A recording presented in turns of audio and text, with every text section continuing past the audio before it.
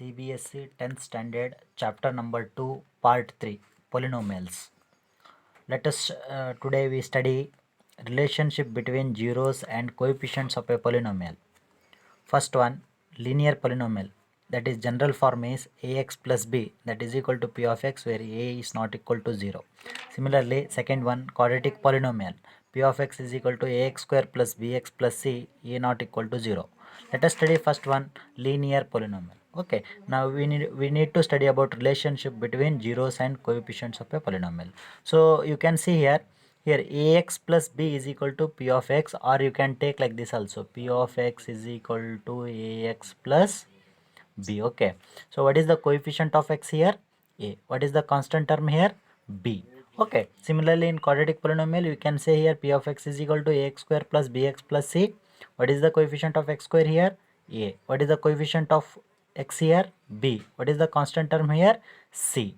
Okay, here a should not be equal to 0, then only ax square plus bx plus c is the general form of the quadratic polynomial. Okay, in that first one, linear polynomial. Okay, already we know that general form is ax plus b, a not equal to 0. So that implies what? P of x is equal to ax plus b. Now therefore equate ax plus b to 0, that is ax plus b is equal to 0. So ax, here it is plus b, so if you transfer to the right hand side, what you will become? It is minus b. So x is equal to minus b by a. Here a into x is there, so a will come denominator of the right hand side. So x is equal to minus b by a. Then what we can say here? Therefore 0 of a linear polynomial is minus b by a. What is that? Therefore 0 of a linear polynomial is minus b by a. Okay, now we will see example, or before that we can say that 0 of a linear polynomial is equal to minus constant divided by coefficient of x minus b by a, that is here. See here, we know the general form is ax plus b. Okay, what is the constant here? B, that is b constant, minus b by, this can be written as minus b by a na, so minus b, b means in general formula it is constant, the coefficient of x is a, so coefficient of x is a, so minus b by a you can write, or 0 of a polynomial, linear polynomial is equal to minus constant divided by coefficient of x, that is minus b by a. Okay, one we will see the example here. So example number 1, let us consider that p of x is equal to 2x plus 3. So if you equate 2x plus 3 to 0, 2x plus 3 is equal to 0 it will become, that is 2x is equal to minus 3, because here it is plus 3, if it goes to the right hand side you will get minus 3. So x is equal to minus 3, here it is 2 into x, so 2 will come to the denominator of the right hand side, so x is equal to minus 3 by 2. So what is the 0 of a linear polynomial 2x plus 3 here? X is equal to minus 3 by 2 is the linear 0 of the linear polynomial. So in what we know the formula here, minus constant divided by coefficient of x na. So already we know that 2x plus 3 is a, or you can say in another way, okay, 2x plus 3. So here what is the constant here? 3 it is. Okay, what is the coefficient of x here? Coefficient of x is 2 here. So we know that minus b by a is the 0 of the linear polynomial. So that can be written as minus as it is. What is b here? B means constant. What is the constant here? 3 divided by, what is the coefficient of x here? 2. So minus 3 by 2. The same answer you are getting here. Okay, x is equal to minus 3 by 2 is the 0 of the given linear polynomial 2x plus 3. Similarly, you can take one more example. P of x is equal to x minus 3, equating x minus 3 to 0. Okay, that is x minus 3 is equal to 0, x is equal to 3 by 1, or x is equal to 3. Okay, here the 3 is the 0 of the linear polynomial x minus 3. Similarly, next we will study, I hope you understood about this 0 of a linear polynomial. Okay, my dear students, now we will study about the quadratic polynomial. We know that general form of an quadratic polynomial is p of x is equal to ax square plus bx plus c, where a not equal to 0. So here if you equate ax square plus bx plus c to 0, that is ax square plus bx plus c is equal to 0, it is a quadratic equation. Ax square plus bx plus c, it is a quadratic equation, you can factorize and find out the zeros. Okay, or the very important thing that in general, if alpha and beta, here alpha and beta are the Greek letters. Okay, in general, if alpha and beta are the zeros of the given quadratic polynomial, then p of that polynomial is p of x is equal to ax square plus bx plus c, a not equal to 0, then you can say that or we can say that x minus alpha and x minus beta are the factors of p of x. Okay, suppose if 2 is a 0, suppose for example 2 is a 0, we can write x minus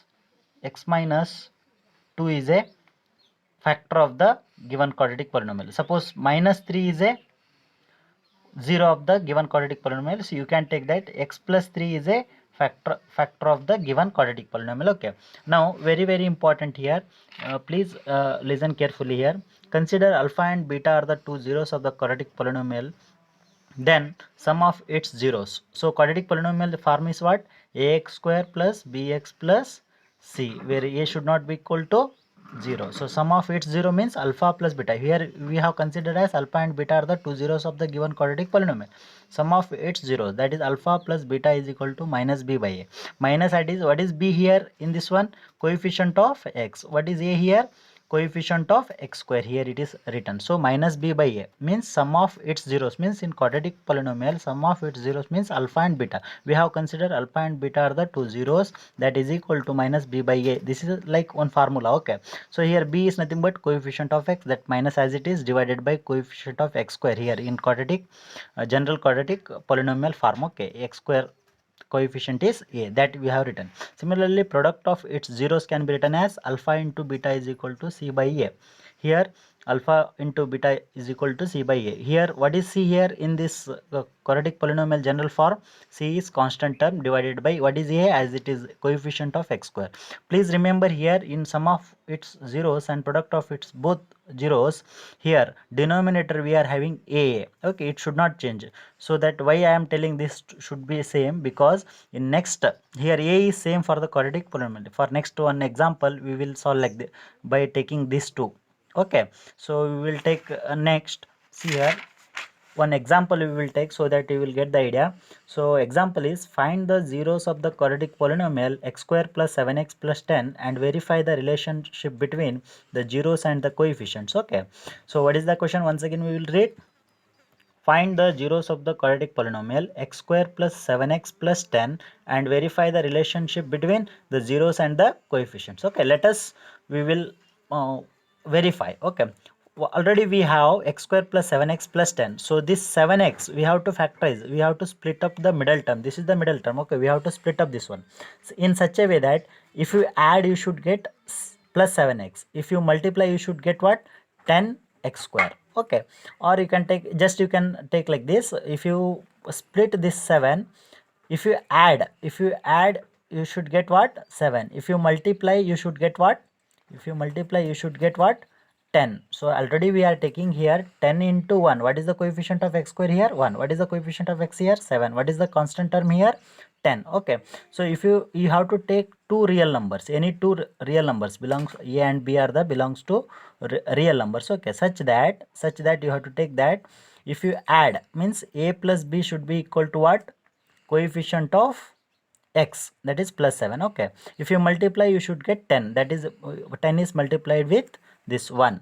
So this can be written as x square plus 2x plus 5x plus 10 factorization. Okay, so 7x is splitted as 2x plus 5x, that is equal to, you can write x square plus 2x plus 5x plus 10 as it is we have written.